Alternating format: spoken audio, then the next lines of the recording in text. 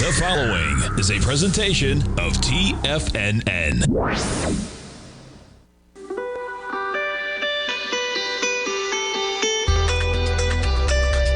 The Morning Market Kickoff with your host, Tommy O'Brien.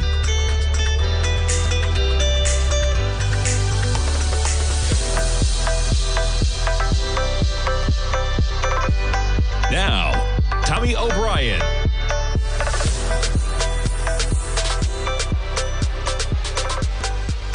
Folks, this is Jacob Shoup filling in for Tommy O'Brien, but in fact, he might be on today. You might have to stick around to find out if he is or not.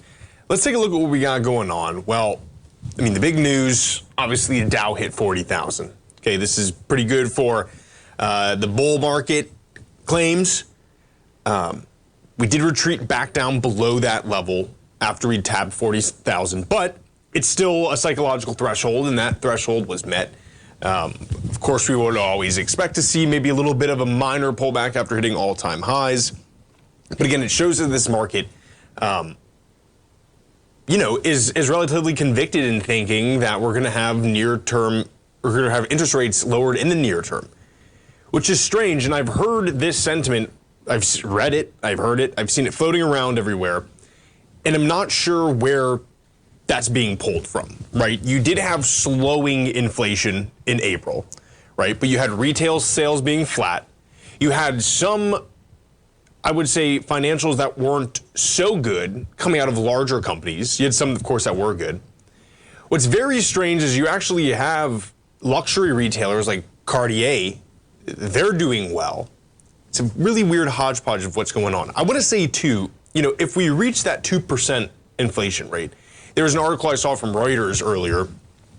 They were trying to link the increase in the price of the crude contract to the potential that rates will go down. I don't think that's what it is. But still, you're having this kind of conversation, and Reuters posted, but a lot of other people have been talking about it as well, about an autumn rate cut now. And so it's like, what? We have this month, June and July. I don't see it hitting, 2% next month, or maybe even the month afterwards, maybe in July. But the conversation is as well, is like if we hit 2% CPI for a month, just once, does that mean rate cuts are going to occur? No, they're not. And I think what the Fed's waiting for is an extended period of time where it's floating at that level, or maybe just slightly, maybe, a few basis points above that level until rate cuts start getting introduced. The worst thing the Fed could do in this situation is say we hit that 2% target for 1 or 2 months, and then rates start getting cut, and everything comes right back. We can see in some areas there is a group of Americans that have a bunch of money and are continuing to spend. I think people are continuing to spend based on credit as well, which is going to create an issue in and of itself as people start defaulting. And something like the average American has around like $6,000. The average consumer has around $6,000 in credit card debt. That in and of itself obviously is a big, money sink, can sink up liquidity a little bit. But I still think we're having some, factors that can increase spending for a longer period of time. That's kind of my thought on it. At least as it is now, the Dow futures are trading in that $40,000 range. So at 40,026, the E-mini is flat right now pre-market, trading at 53.23. Those Russell futures at 21.01 in the NQs, still at 18.6 here. So copper finally broke that $5 level, and we had some big volume on a day. Of course, there was a huge spread there. I mean, huge regarding, in the context of copper. Less volume today, obviously. We're not open yet, but less volume yesterday compared to the days before on some really high moves. Really looking forward to see what copper does. And silver as well, having its day at $30.62, perhaps on that way to $31, which some analysts have been looking at, and then gold at $24.03. Nice. I'll take a look at maybe some miners too in the next segment.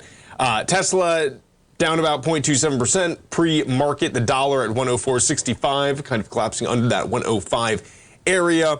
And then I wanted to see Disney not doing great. Why I wanted to bring it up is that they have unveiled their new streaming app. Or venture, I suppose. Hopefully it's not a new application. That would not be good, I don't think. But Disney, Fox, and WBD are going to start streaming sports. We've kind of spoken about this a little bit. There's talks going on. Disney is just having some weird times. Obviously, we got right back up to that 123. Everyone was happy. Okay, we had a retest, and then big volume drop to the downside there. And now we're trading below 105 at 103.50. These guys... Let's see here. Yeah, it's basically streaming ESPN, right? Which is fine, but I will say as well is you have Netflix coming in. Netflix has a ton of viewers. I was just reading something that they released yesterday that they had 40 million subscribers to their ad-supported program, which is insane. Now consider that, you know, in the full context of them, of most people not having the ad-supported, you know, we're talking massive numbers. They're getting the rights to stream NFL games on Christmas Day for the next 3 years. They're doing WWE. I know they're going to do other sports things. I would be surprised if they don't start doing something with the UFC either. That would be huge for them.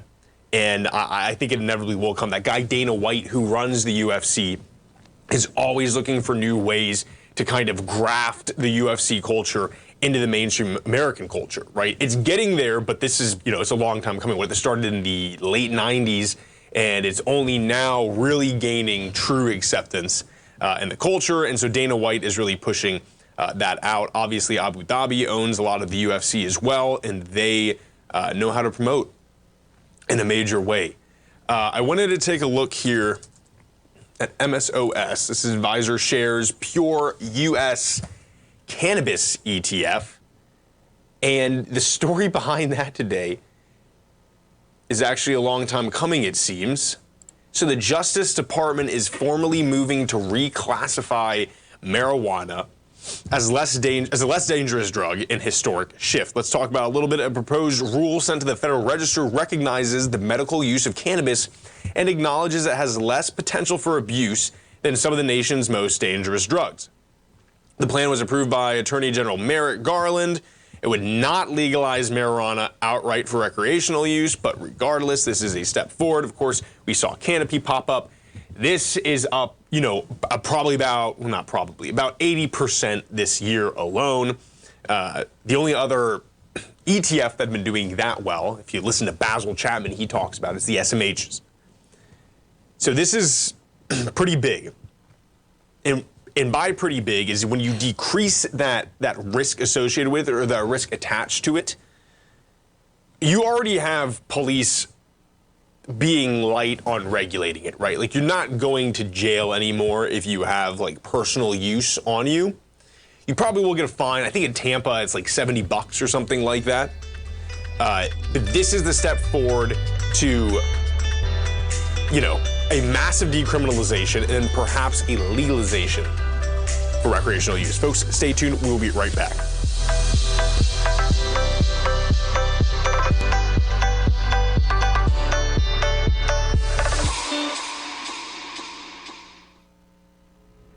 If you're looking for potential trading setups in the stock market, then Rocket Equities and Options Report is a newsletter you should try. Tommy O'Brien delivers options and equity trades when the markets present them, using a combination of fundamentals and technicals. Sign up for Rocket Equities and Options Report today with a 30-day money-back guarantee, so you have nothing to risk. For all the details and to start your subscription today, visit the front page of TFNN.com. TFNN, educating investors.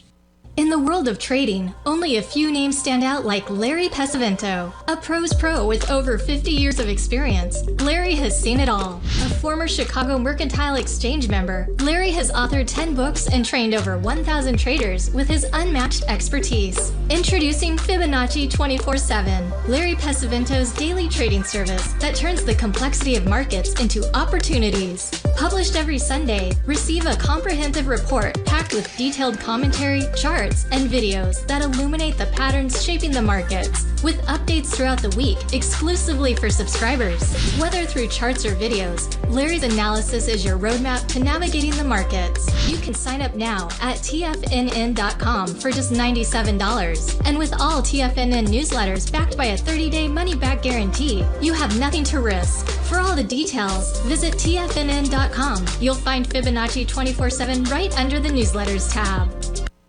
TFNN has launched the Tiger's Den. Hosted at Discord, TFNN has been educating traders for more than 20 years with live programming hosted by a variety of professional traders during market hours. The Tiger's Den, available to all tigers and tigresses for just $1 for the year. There's no catch or added costs when you join our community of traders. Sign up today and become a part of this educational community of traders. Just visit the front page of TFNN.com.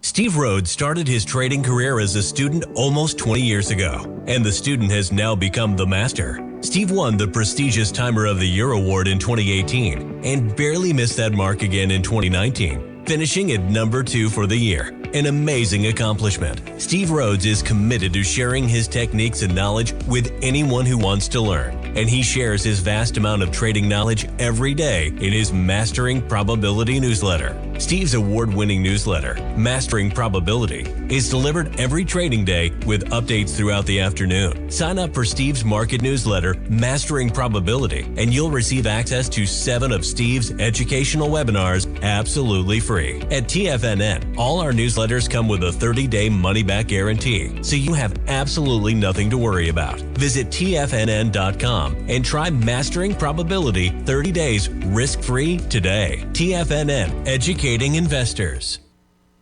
This portion of the morning market kickoff is brought to you by Direxion's daily leveraged and inverse ETFs. Whether you're a bull or a bear, you choose the direction. Visit Direxion.com.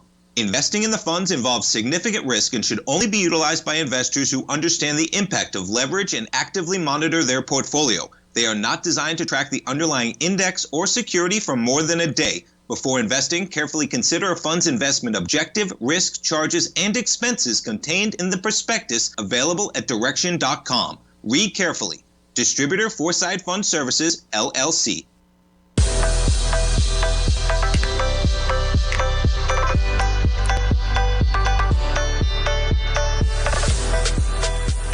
Welcome back, folks. This is Jacob Shoup filling in for Tommy O'Brien. Before we went to the break, we were talking about MSOS, which is the pure U.S. cannabis ETF. They are moving, the Justice Department is moving to essentially say it's not as bad as other drugs. This sets up a pretty good path for recreational use in the nation in the years to come. That is not what this kind of case is about. But regardless, this is pretty monumental. And even the president spoke about it as well, and he's been pardoning people who are in jail on weed charges. Anyways, one of the things I spoke about at the beginning of the last segment was how the average consumer is carrying a ton of credit card debt, right? And this, in some way, this is kind of fueling inflation in some capacity. It's expanding the amount of time that will take until we see real stress in this economy. I mean, it's kind of a bizarre situation we're in, right? So you have a bunch of debt for most people. You have luxury brands like I was talking about, Richemont and then Cartier under Richemont did extremely well in this quarter. Jobless claims are flat, essentially. You have more jobs in the U.S. being added, 100,000 into green energy. And you have the Dow going up to 40,000. We retreated a little bit. But then inflation is still relatively high. Relatively high, yeah, compared to the 2% base that the Fed wants. And so the question is where do we go from here? What's fueling this? When does the money come out and we can get some stabilization in CPI? Is this new CPI? I don't know. This is something we all need to watch. And again, I think we're in kind of a new paradigm here. But that's only going to be determined in the years to come. Anyways, I want to talk about this because it is important. And this is the average consumer carrying $6,218 in credit card debt. And more borrowers are falling behind on their payments. So collectively, this is nuts, okay? Americans owe $1.12 trillion on their credit cards. This is the Fed of New York reported this on Tuesday. The average credit card balance is now $6,218. As consumers lean on their credit cards, more borrowers are falling behind on their payments. And again, we spoke about this, I don't know if it was earlier this week or last week, but how many Americans are falling behind on the buy now, pay later, and that's not even really reported. So anyways, let's talk a little bit. The average balance, of course, is $6,218. That's up 8.5% year over year. Consumers are continuing to use the credit card as they navigate the world. Okay. Higher prices and higher interest rates may have put many households under pressure, and prices are still rising. The consumer price index has fallen gradually from 9.1% to 3.4% in April. Young adults have to stretch financially to cover rising rents. That's legit. Ballooning student loan balances and larger auto loan payments, all valid. Rent when you have it, auto loans, utilities, these are all things to prioritize ahead of credit cards. That's what one of these financial advisors is saying. Yeah. Delinquency rates are higher across the board. Over the last year, roughly 8.9% of credit card balances transitioned into delinquency. TransUnion said this is serious, which is pretty, bad for TransUnion to say something like that. Overall, an additional 19.3 million new credit accounts were opened in the fourth quarter of 2023, boosted in part by subprime borrowers looking for cards with higher limits. Subprime generally refers to those with credit score of 600 or below.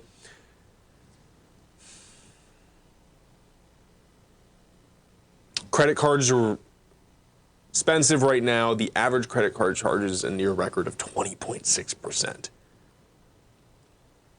That's nuts.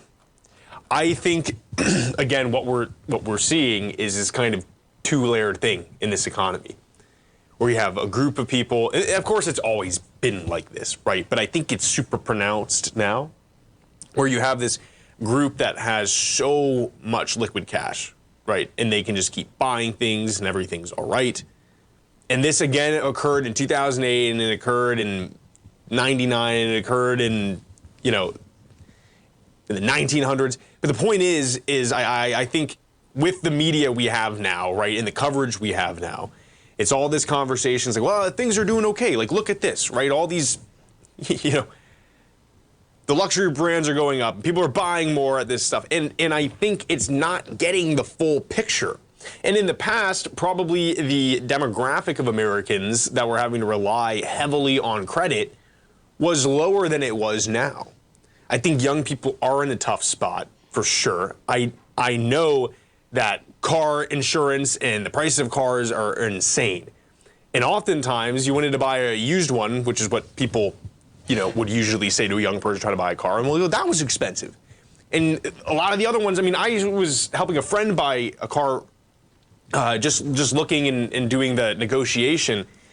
And they were looking at Grand Cherokees, which are relatively pretty cheap. You need something that's reliable, of course, because everything's driving here in Florida. And most of them are $100,000. It turns out these cars, set on fire at that and had to be recalled. And you get all these other issues with these used cars. And it's like, so you can drop and you're going to finance a used car, which is what most young people have to do today. And that used car more than likely is not going to be functional in 4 years, right? And your auto loan is going to be what, like 10? It's a nuts situation to be in. Anyways, that's kind of my point on it. This is one from Bloomberg as well. It said overdue bills are rising with U.S. debt delinquencies.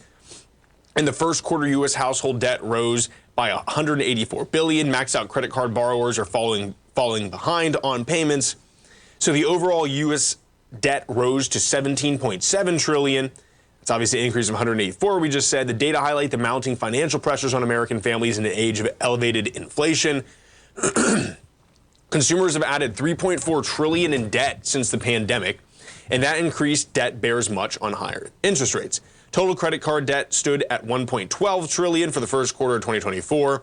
It's slightly down. The credit card balances, however, are up almost 25% from the first quarter of 2020.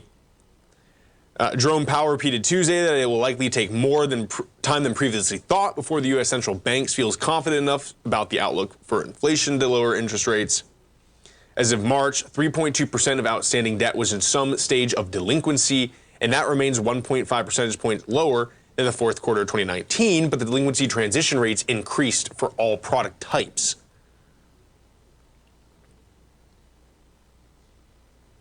Now, check this. About 121,000 consumers had a bankruptcy notation added to their credit card reports last quarter, and approximately 4.8% of consumers held some debt in third-party collections. That's just a full picture look, guys. Anyways, folks, stay tuned. We'll be right back. I believe we have the man, Tommy O'Brien, on. Stay right there.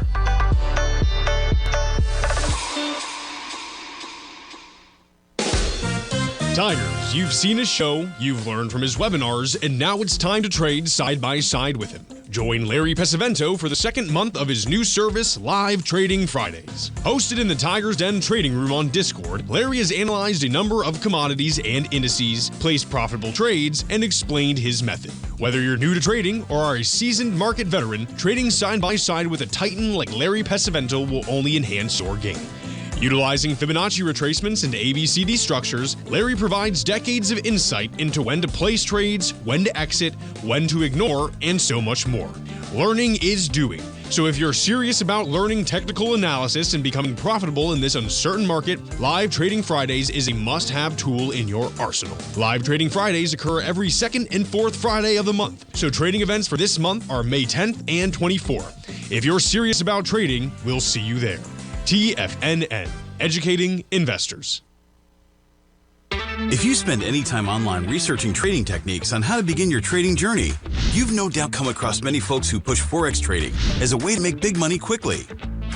Unfortunately, there are equally as many stories of these so-called Forex professionals just looking to make a quick buck off aspiring traders without actually teaching the ins and outs of the Forex market. This is what sets Teddy Keckstack's The Tiger Forex Report off the riffraff. Every Monday, former Chicago Mercantile Exchange member and author Teddy Keckstack releases his Tiger Forex Report newsletter, where he dives into the complex world of Forex and takes time to actually teach you his methods that have made him so successful in the fast-paced and rewarding world of Forex trading.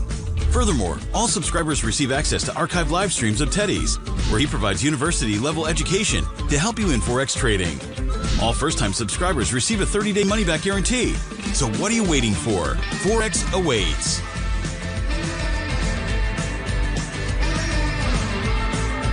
The stock market is a delicate, interconnecting web of commodities, equities, and trader psychology. When one string of the web is pulled, it has a ripple effect across the broader market. This is where opportunity lies. But how are you to gather all of this information into one cohesive model when you're already spending your energy looking for any possible trade opportunities? Luckily, you don't have to worry about that, as Tom O'Brien has brought all important market news to you in one single newsletter, Market Insights. Market Insights provides a daily overview of what's happening in the indexes, bonds, gold, and more. Follow along with Tom daily as he analyzes the components that affect the overall movement of the stock market, giving insight into how each one plays either a bullish or bearish role. Tom also analyzes specific equities that he believes has the potential to make huge returns, and his track record proves his analysis right. All first-time subscribers receive a 30-day money-back guarantee. So what are you waiting for? Don't let the market leave you in the dust. Don't forget, you can listen to TFNN live on your mobile device 24 hours per day. Go to TFNN.com, then hit Watch Tiger TV. That's TFNN.com, then hit Watch Tiger TV.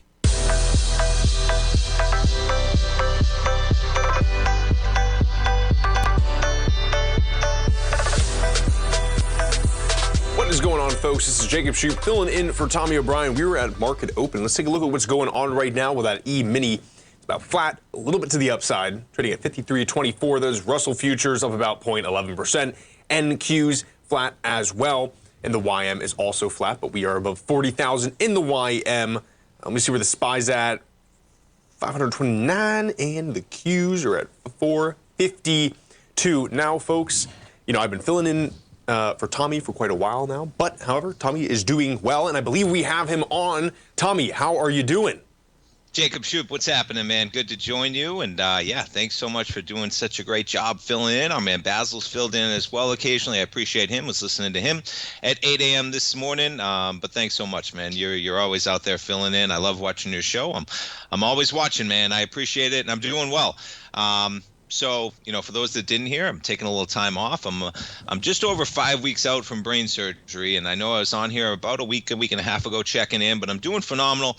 The eye patch, so my eye's okay. It's fine. But what's going on is the nerves, when they go into your brain, the nerves take time to heal. And so what I have is I have some double vision that's going to take about, my doctor told me, maybe even 3 to 6 months is what happens. And the nerves take a while. It should come back. But, you know, they really had to go in there and dig out a golf ball size, thankfully benign tumor. And so the nerves, if anyone's familiar, nerves take a while. And so my eye just has trouble focusing right now because the nerves control the muscles, and the muscles aren't quite as strong as they need to be coming back from that. So when I'm sitting in front of two big monitors, I'm watching you, it's difficult for me to focus. And so I get double vision. And that's actually how they caught this. I was getting double vision around my birthday, March 20th.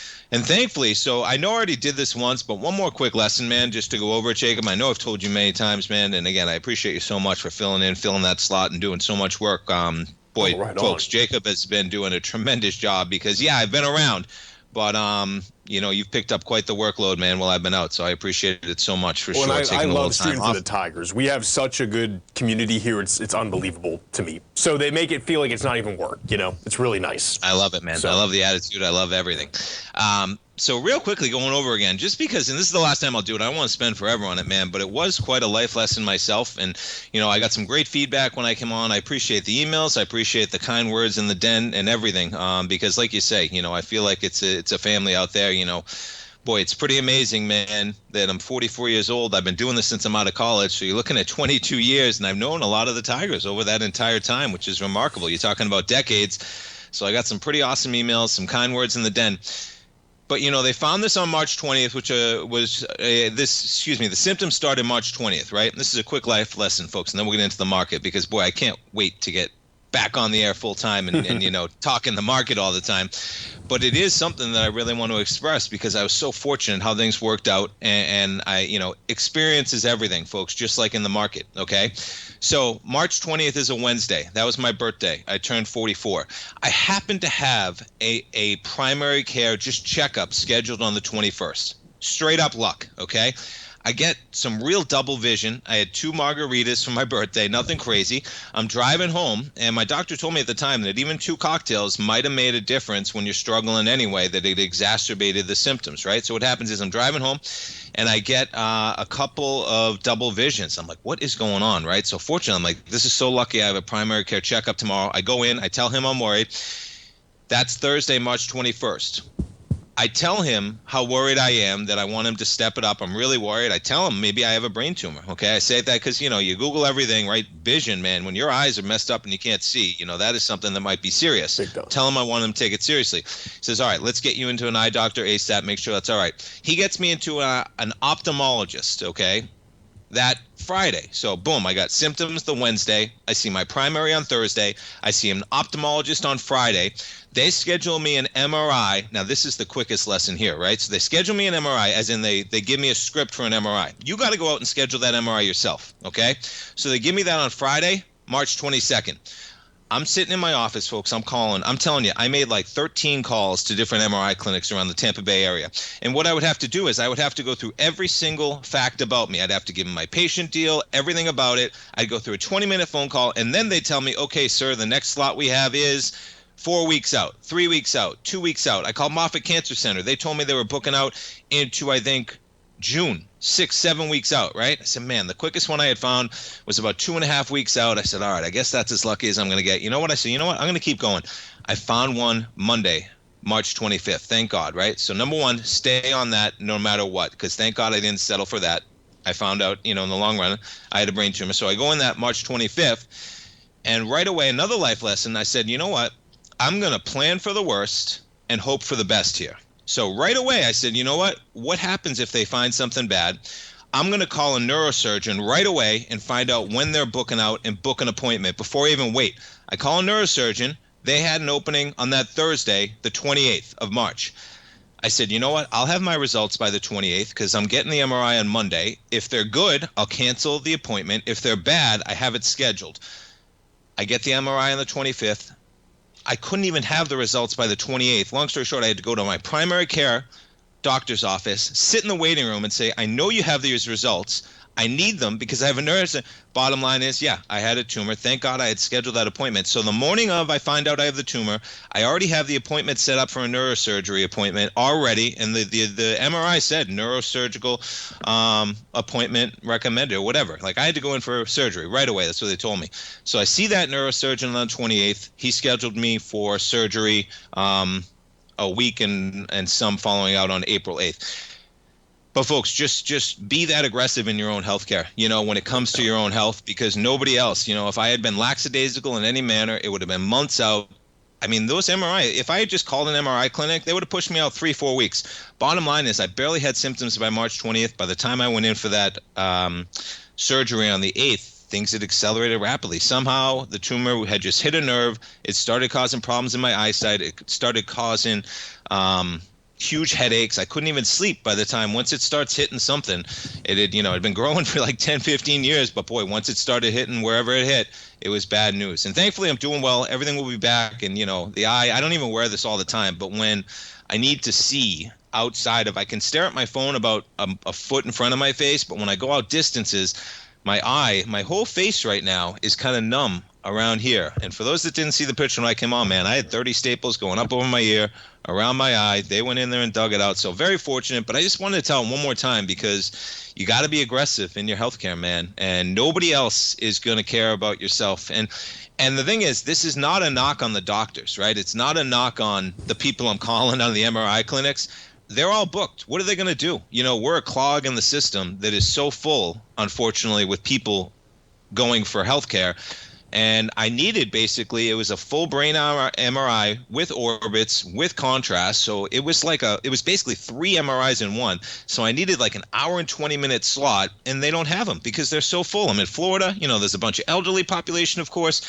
So stay on it, folks, because, my surgeon told me, he goes, I can't believe that you had symptoms on the 20th.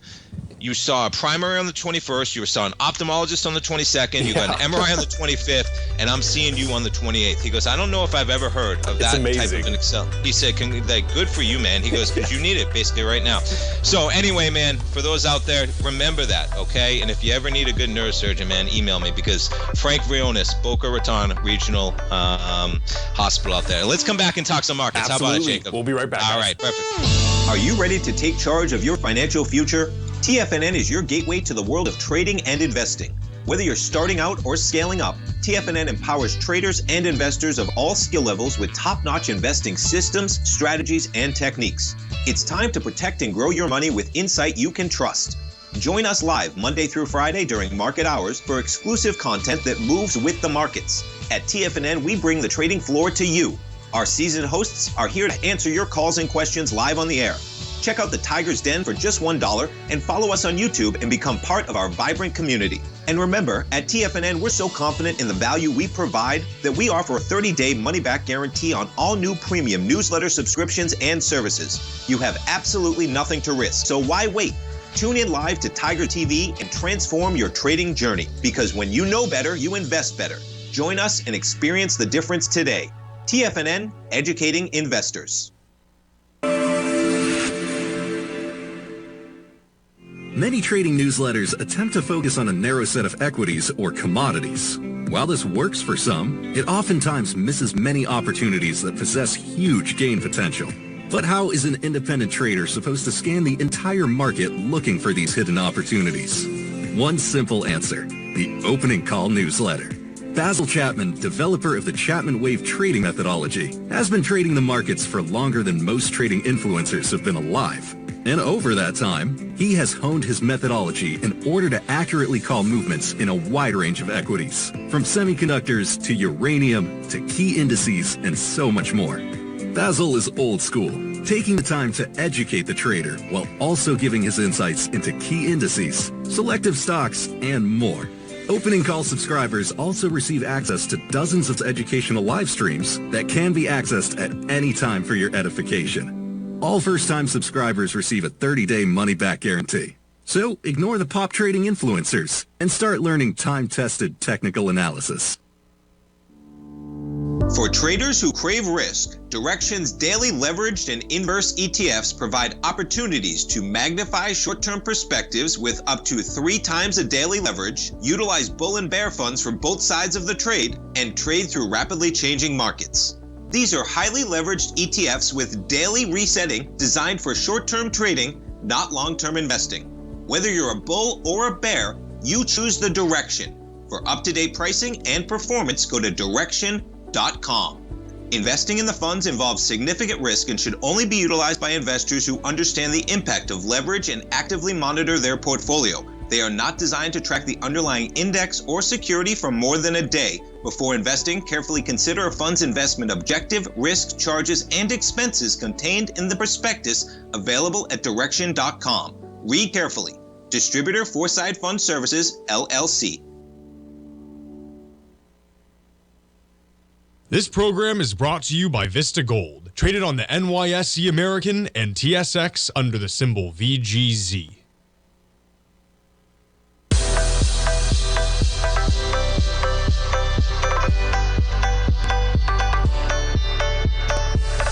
Welcome back, folks. This is Jacob Shoup and Tommy O'Brien for the morning market kickoff. Tommy, what is going on? Boy, we got a lot going on, man. How about the meme stocks are raging, and they're raging negative again, right? I can't help but take a look, man. Some of these stocks, right? GameStop back down to $20. Pretty remarkable how that board was just ready to seize the moment that the run began again to push out those shares. And yeah, the market taking notice sometime. Can't help but comment on that, man. Quite a chart, quite a monthly chart those things are going to put up. You talk about a tail. Yeah, for what it's worth. Hey, how about, can we talk a little bit Walgreens and CVS? You know, the reason why I say it, so Walgreens Boots, it's a WBA. Yeah, I was just looking at this thing on a monthly, right? Boy, you talk about a chart, man. I got Lowe's made this month of $17.12. This thing was at $97. Walgreens, this is. Yeah. Back in 2015. Now, CVS does not look as dire as that chart. I mean, still quite a pullback recently. You were just trading at $80. You're back at 57. We got highs of 113 when they were both peaking out in 2015. But one of the things I found interesting is, and I was reading about this recently, just in the last couple weeks or so, about the decision for CVS. Now, I got going on this morning because there's a Bloomberg article from Business Week up this morning, and I'll throw this one in the den. Out this morning at 6 in the morning, Walgreens and CVS are trying to fix America's failing pharmacies. Now, of course, they are both pharmacy juggernauts. What I found so surprising is, I'm going to slide down to this one chart. Walgreens Boots, their retail pharmacy operating margin, boy, you talk about quite a chart there, dipping into the negative. For 2023, their operating margins are negative 5%. That was from positive numbers across the board. That's the last thing you want to see, especially for pharmacies where they control everything. But what I really want to talk about was, now, correct me if I'm wrong, I'm pretty sure that Walgreens still sells cigarettes. If somebody in the den, do they know, did they make that change? I know CVS made that change a while ago in 2014. Yes. And they caught a lot of heat initially from the market because it was actually $2 billion in revenue that they were giving up when they made that decision. But the shift was that they were saying, how can we be a healthcare company going forward? How can we focus on health? And, you know, the headline, and that's what struck me.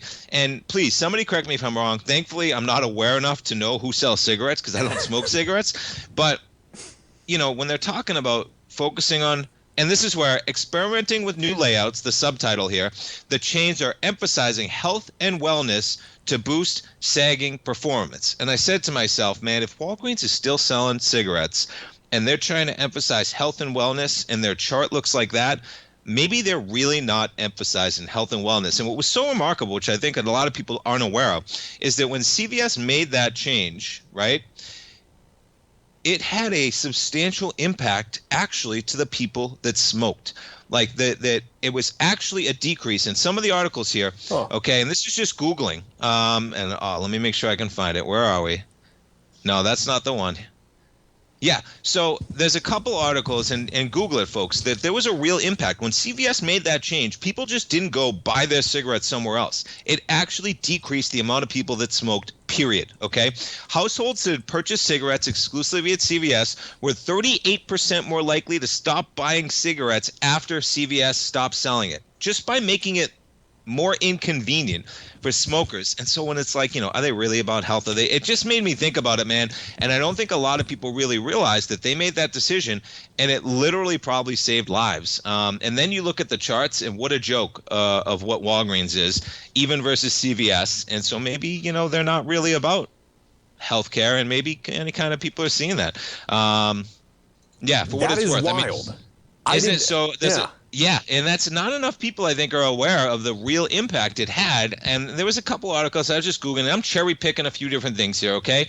But all you have to do is look at the total cigarette sales in those areas, right? And you can see. So the total cigarette sales actually decreased. An independent study commissioned by CVS. Now, this is by CVS, okay? So, yeah, they have a vested interest to show an impact. But showed the overall cigarette sales dropped 1 full percent across all retailers in states where CVS had a 15% market share or greater. In those states, the average smoker bought 5 fewer packs of cigarettes, which totaled 95 million fewer packs sold over an 8-month period.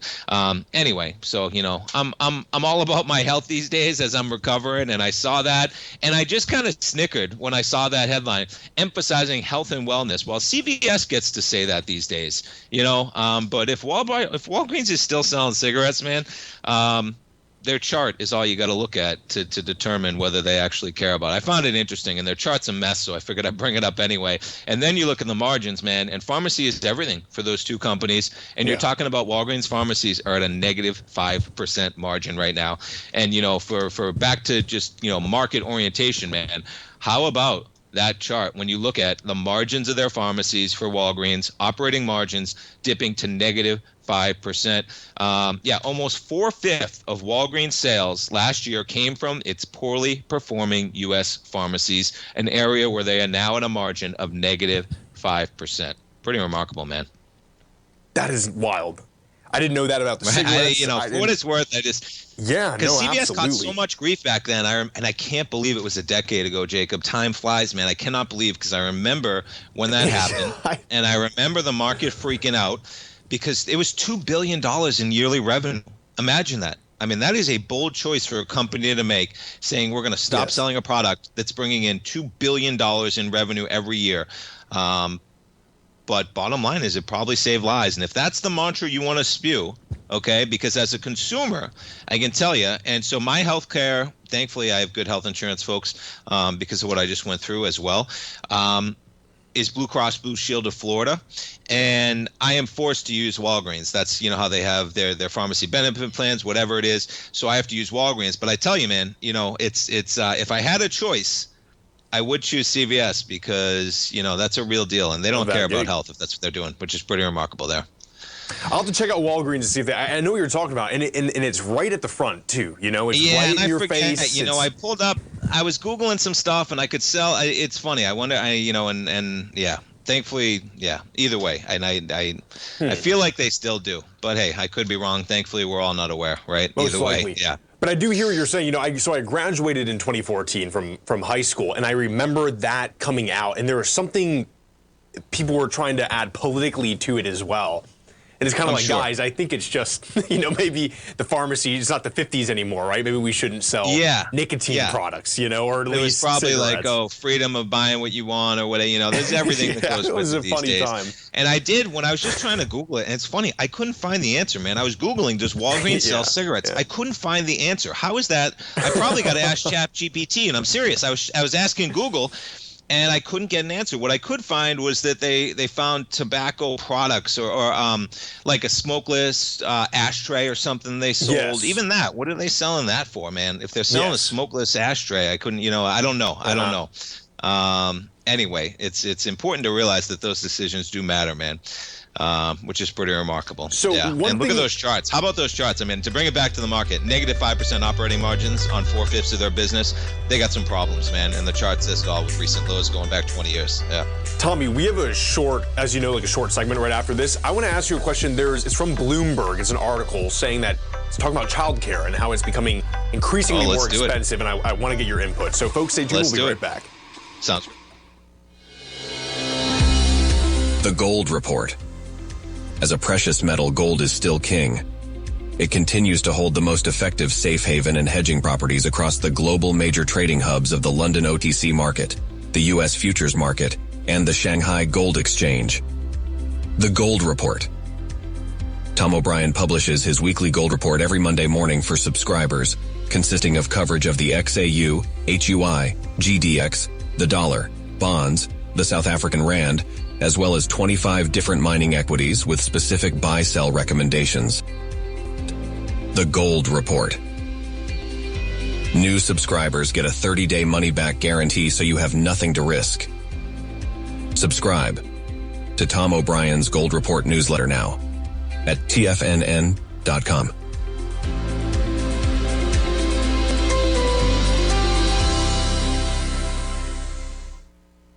Steve Rhodes started his trading career as a student almost 20 years ago, and the student has now become the master. Steve won the prestigious Timer of the Year award in 2018 and barely missed that mark again in 2019, finishing at number 2 for the year. An amazing accomplishment. Steve Rhodes is committed to sharing his techniques and knowledge with anyone who wants to learn, and he shares his vast amount of trading knowledge every day in his Mastering Probability newsletter. Steve's award-winning newsletter, Mastering Probability, is delivered every trading day with updates throughout the afternoon. Sign up for Steve's market newsletter, Mastering Probability, and you'll receive access to 7 of Steve's educational webinars absolutely free. At TFNN, all our newsletters come with a 30-day money-back guarantee, so you have absolutely nothing to worry about. Visit TFNN.com and try Mastering Probability 30 days risk-free today. TFNN, educating investors.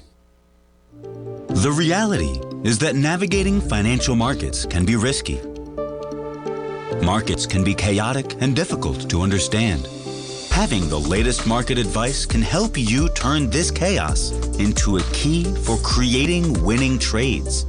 At TFNN, we understand that it can be hard to find reliable market news. That's why each of our market experts offers their very own market newsletter, a must-have tool for every trader out there striving to find an edge in today's markets. TFNN newsletters cover every aspect of the markets so you can analyze the market before you trade. Try any of our great newsletters risk-free with our 30-day money-back guarantee. Just visit the Newsletters tab on the front page of TFNN.com. TFNN, educating investors. Don't forget, you can listen to TFNN live on your mobile device 24 hours per day. Go to TFNN.com, then hit Watch Tiger TV. That's TFNN.com, then hit Watch Tiger TV.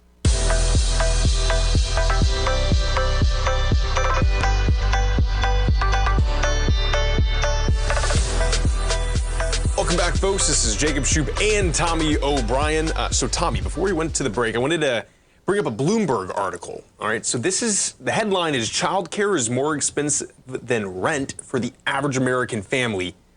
They're saying the cost of 2 kids in childcare exceed the average rent payments by at least 25% nationwide.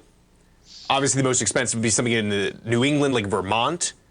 Childcare costs are a growing financial burden for American families.